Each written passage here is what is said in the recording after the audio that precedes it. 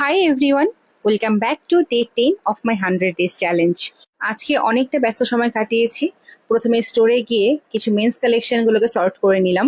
Upcoming পুজোর জন্য আমাদের স্টক আসতে কিন্তু শুরু করে দিয়েছে।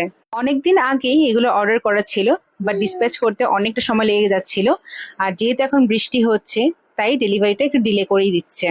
স্টকগুলো শেলফে রাখতে রাখতেই চলে এলো কাস্টমার, আর আমি সেই স্টক থেকেই কিছু নতুন কালেকশন কাস্টমারকে দেখালাম। কাস্টমার আমার ভীষণই ক্লোজ, বলা যায় আমার বোনের মতনই।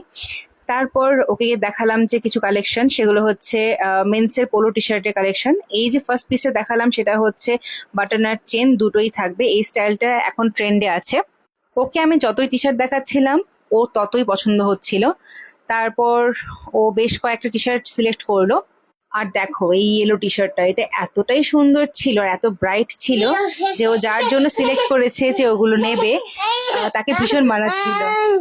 এর আগে আমাদের কাছে সিলেক্টিভ কিছু ডিজাইন ছিল, বাট এইবার লটে আমাদের যে সমস্ত স্টক এসেছে সেগুলোতে তোমরা অনেক অনেক ডিজাইন পেয়ে যাবে, সাথে মিক্স ব্র্যান্ড পেয়ে যাবে। পুজোর জন্য কিন্তু এখন অনেক অনেক স্টক আসছে, লেডিস জেন্টস দুটোই পেয়ে যাবে তোমরা আমাদের স্টোরে।